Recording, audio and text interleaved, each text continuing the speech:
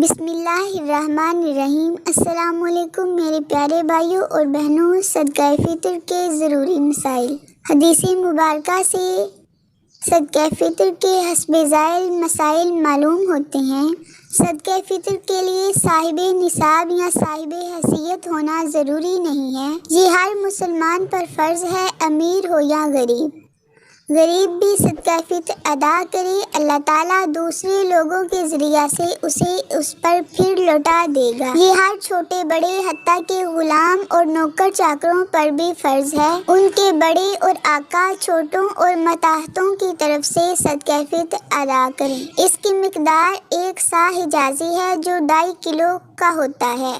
ہر شخص کی طرف سے 2.5 کلو غلہ ادا کیا جائے، 2.5 کلو گندم، 2.5 کلو کھجور یا 2.5 کلو کشمش کے حساب سے۔ بہتر ہے کہ کوئی جنس نکالی جائے، لیکن اس کی قیمت ادا کرنا بھی جائز ہے، یعنی 2.5 کلو گندم بھی دے سکتے ہیں یا 2.5 کلو گندم کی جتنے کی بنتی ہے اتنے پیسے بھی دے سکتے ہیں۔ اس کے مستحق وہی ہیں جو زکوٰۃ کے مستحق ہیں، مساکین، غرباء اور یتیموں اور بیواؤں وغیرہ کو دیا جاتا ہے، یا دینی مدارس کے طلباء کو۔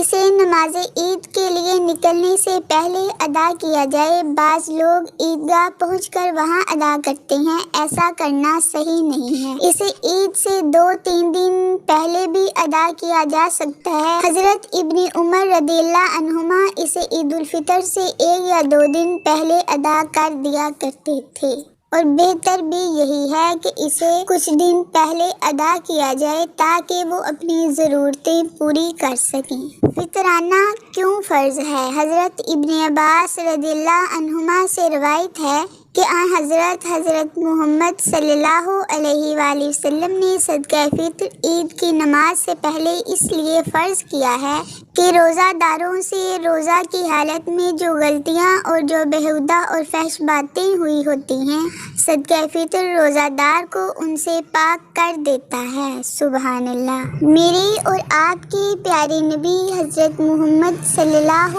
علیہ وآلہ وسلم کا ماہ مبارک کو الوداع کرنا۔ حضرت جابر بن عبداللہ رضی اللہ عنہ سے روایت ہے کہ نبی اکرم صلی اللہ علیہ وآلہ وسلم رمضان کے آخری دنوں میں تشریف لائے اور مجھے دیکھ کر فرمایا کہ رمضان کو اس دعا کے ساتھ رخصت کرو: اللہم لا تجعلہ آخر العہد من صیامنا ایاہ فإن جعلتہ فاجعلنی مرحوما ولا تجعلنی محروما۔ یا اللہ، ان روزوں کو میرے لیے آخری رمضان نہ فرما، اگر یہ آخری روزے ہیں تو مجھے رحمت پانے والوں میں کر دے اور مجھے محروم نہ فرما۔